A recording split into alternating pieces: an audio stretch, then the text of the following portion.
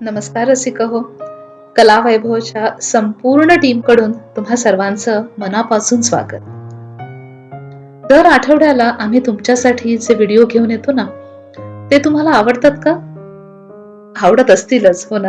कारण दर आठवड्याच्या व्हिडिओचा विषय ठरवण्यापासून ते तो व्हिडिओ बनवून पोस्ट करेपर्यंतचा सारा प्रवास हा आम्हा चौघांसाठी मात्र खूप अनोखा असतो. नेहमीसारखाच ह्या आठवड्याला कुठला विषय घ्यायचा हे ठरवायला आम्ही ऑनलाईन एकत्र जमलो. आणि मग लक्षात आलं की अरे येत्या बुधवार तर 14 फेब्रुवारी आहे. संपूर्ण जगातली तरुणाई ज्याला प्रेमाचा दिवस म्हणून साजरा करते असा दिवस. पण ह्या बाबतीत दुमतही आहे. कोणी ह्याला फॅड म्हणतं, तर कुणाच्या मते प्रेमाचा काही एकच दिवस असतो का? 14 फेब्रुवारीची आठवण आली आणि आम्हाला आठवला तो पुलवामा मधला आतंकवादी हल्ला. त्या हल्ल्यात शहीद झालेल्या 40हून अधिक जवानांची आठवण आली आणि मग वाटलं की दोन व्यक्तींमधल्या प्रेमाचाच दिवस असतो का? आपले जवान सीमेवर शहीद होतात तेही प्रेमापोटीच, आपल्या मातृभूमीच्या प्रेमापोटी. प्रेम त्याग करायला शिकवतं असं म्हणतात. मग आपल्या देशाच्या, आपल्या बांधवांच्या रक्षणासाठी स्वतःच्या प्राणांचा त्याग करणाऱ्या ह्या प्रेमापेक्षा उदात्त असं काही असूच शकत नाही, हो ना? किती वेळ या विषयावर आम्ही विचार केला असेल आठवत नाही, पण जसे चर्चा करत गेलो तसे हळूहळू या प्रेमाचे नवे रंग उलगडत गेले. म्हणजे बघा, नवीन लग्न झालेल्या जोडप्याला एकमेकांच्या डोळ्यात दिसणारं ते गुलाबी प्रेम, सकाळी डोक्यावर हात फिरवत उठवणाऱ्या आईच्या चेहऱ्यावर पडलेली सूर्याची किरणं आणि तिच्या डोळ्यातलं ते सोनेरी प्रेम, आयुष्याच्या सांजवेळी एकमेकांचे घट्ट धरलेले हात आणि एकमेकांच्या डोळ्यात बघताना जाणवणारं परिपूर्णतेचं, आयुष्यभराच्या खंबीर सोबतीची जाण असणारं संथ शीतल असं निळशार प्रेम. महिनोन्महिने घाम गाळल्यानंतर आपल्या जोमानं वाढलेल्या पिकाकडे बघताना शेतकऱ्याच्या डोळ्यात तरारतं ना ते हिरवगार प्रेम. आपल्या राष्ट्रध्वजात लपेटलेल्या वीरगती प्राप्त झालेल्या नवऱ्याकडे अतिशय स्तब्धपणे पाहताना डोळ्यांच्या कोपऱ्यातून अलगद ओघळणारं, धैर्याचा लालिमा असणारं असं ते केशरी प्रेम. किती वेगवेगळे रंग असतात ना ह्या प्रेमाला. आणि ह्याच रंगांना समजून घेण्याचा प्रयत्न केलाय आम्ही आमच्या ह्या 4 भागांच्या शृंखलेमध्ये, ज्याचं नाव आहे प्रेम म्हणजे प्रेम म्हणजे प्रेम असतं. तर आज या शृंखलेतील पहिला भाग सादर करतेय मी, शिल्पा, आणि विषय आहे नात्यातलं प्रेम. चला तर मग सुरुवात करूया. आपल्याला नात्यामध्ये प्रेम आणि प्रेमात नाती शोधायची सवय असते. नात्यांच्या गोतावळ्यात आपण जन्माला येतो आणि मग तीच नाती मागे सोडून निघूनही जातो. ह्या दोघांमध्ये असतो ना तो आयुष्याचा प्रवास. प्रेमाच्या आधारे नात्यांमध्ये क्रमवारी करता येत नाही हे जरी खरं असलं ना, तरी जगानेच ज्याला सर्वश्रेष्ठ समजलंय असं नातं म्हणजे माय लेकराचं नातं. मुलाच्या अस्तित्वाची चाहूल लागताच आईपणाचा जन्म होतो. मुलाईच्या गर्भात असल्यापासून तिच्या आवाजाची कंपन ऐकत, तिच्या प्रेमाची अनुभूती घेत आकार घेत असतं आणि जणू तिला पाहण्याच्याच ओढीने जन्म घेतं. त्या नाळेतून सुरू होतो त्याच्या पहिल्या प्रेमाच्या नात्याचा प्रवास. आईच्या प्रेमाच्या स्पर्शाने आणि मायेच्या उभेमध्ये ते लहानाचं मोठं होत असतं. ह्या बालपणापासून ते तरुणपणाच्या प्रवासात त्या मुलाला अजून एक नातं उलगडत असतं. खूप हळवं नसेल कदाचित, पण संवेदनाशील मात्र असतं. भरभरून व्यक्त होता येत नसेल कदाचित, पण प्रेमाच्या बाबतीत तसूभरही कमी नसतं. हो, वडील आणि मुलांचं नातं.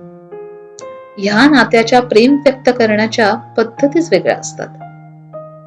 गोड आवाजात अंगाई म्हणून झोपवलं नसेल कदाचित, पण आपल्या मुलाच्या डोळ्यातला त्रास बघून अनेकदा रात्रभर तो जागलेला मात्र असतो. ठेच लागली म्हणून प्रत्येक वेळी मलमपट्टी करायला हजर असेलच असं नाही, पण पुन्हा ठेच लागू नये म्हणून मुलाच्या आयुष्यातले दगड धोंडे वेचून बाजूला काढण्यासाठी मात्र आयुष्यभर झटत असतो तो. आई वडिलांच्या प्रेमाने नात्यांची वीण घट्ट होत असते. त्यात मखमली, मऊसूद असे आजी आजोबांच्या मायेचे धागे मिसळतात आणि आयुष्याच्या या वस्त्राला एक वेगळीच प्रेमाची ऊब येते. नातवंड म्हणजे दुधावरची साय. ह्या नात्याने ते त्यांच्यावर भर भरून प्रेम करत असतात. यात काही मौल्यवान रेशीम धागे गुंफले जातात. आपल्या भावा बहिणींच्या प्रेमाचे. आपल्या बालपणीच्या जवळपास सगळ्या आठवणींमध्ये त्यांचा खूप मोठा हिस्सा असतो. नंतर कधीतरी मोठेपणी गप्पा रंगतात आणि ते हिंदी सिनेमात दाखवतात ना की नोटांचे 2 फाटके तुकडे एकत्र जोडून सिक्रेट कोड वगैरे तयार होतो.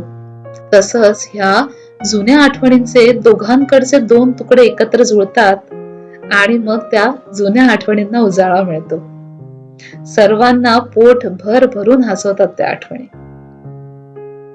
पुढे या प्रवासात तरुणपणाच्या उंबरठ्यावर चाहूल लागते ती गुलाबी प्रेमाची. आयुष्यभराच्या प्रवासात सोबत करणाऱ्या जोडीदाराची. चुकत, शिकत, धडपडत का होईना पण एकमेकांचे हात घट्ट धरून एक पाऊल टाकण्यात मजा असते. सहवासाने स्वभाव समजत जातो.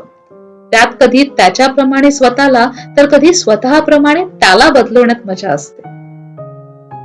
लोक म्हणतात की लग्नात नव्याची नवलाई असते. जशी वर्ष वाढतात तसं प्रेम कमी होतं, पण मला नाही पटत हे.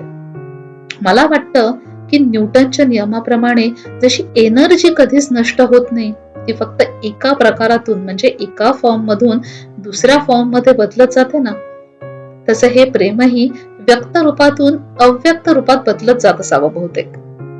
एकाच्या सवयी, हावभाव, पद्धती, भावना दुसऱ्याला एवढ्या चांगल्या प्रकारे कळतात की मनाचा मनाशी संवाद व्यक्त न होताही चालत राहतो. नात्यांमधील प्रेमाचा विषय निघालाच आहे तर मग मित्रमैत्रिणींना विसरून कसं चालेल. ह्या मैत्रीची गोष्टच वेगळी असते. अनेक वर्ष सोबत घालवलेली असतात. नंतर कामाच्या व्यापात पुढची अनेक वर्ष एकमेकांची भेटही होत नाही, पण कालांतराने जेव्हा भेटतो ना तेव्हा मात्र चकित व्हायला होतं, अरे या मैत्रीतला ओलावा अजूनही टिकून आहे. मैत्रीच्या प्रेमाच्या परिभाषाच वेगळ्या असतात, हो ना. स्वार्थ नसतो, हक्क नसतो, पण गरज पडेल तेव्हा मी आहे हा विश्वास मात्र असतो. तर आपल्या आयुष्यातल्या ह्या सगळ्या नात्यातल्या प्रेमाबद्दल ना जितकं बोलावं तितकं कमीच आहे. किंबहुना या प्रेमानेच नाती अधिक श्रीमंत होतात. फक्त व्यावहारिक न राहता मनाशी घट्ट जोडली जातात. प्रेमाचा एकच दिवस असावा का किंवा तो साजरा करावा का हा ज्याचा त्याचा वैयक्तिक निर्णय आहे. पण विषय निघालाच आहे म्हणून सांगते, प्रेमाचा दिवस असा साजरा करा किंवा करू नका, पण प्रत्येक दिवशी प्रेम मात्र साजरा करा. तर अशाच ह्या गोड मुद्द्यावर मी आजचा हा भाग संपवते. पण ह्या शृंखलेतील दुसरा भाग घेऊन उद्या येत आहेत आमचे अरविंद काका. भक्ती रसातल्या प्रेमाचा अनोखा रंग घेऊन. नक्की पहा हा. तर रसिक हो, तुम्हाला हा आमचा आजचा भाग आवडला का असेल तर नक्की लाईक करा. तुमच्या मित्रमैत्रिणींसोबत शेअर करा. तुमच्या प्रतिक्रिया, सूचना आम्हाला खाली दिलेल्या कमेंट बॉक्स मधून नक्की कळवा. आणि असेच नवीन कार्यक्रम ऐकायचे, पाहायचे असतील तर प्लीज आमच्या कलावैभवच्या YouTube चॅनलला सबस्क्राईब करायला विसरू नका. तर आज इथेच थांबते. पुन्हा उद्याच आपण भेटणार आहोत. तोपर्यंत काळजी घ्या आणि आनंदी राहा. नमस्कार.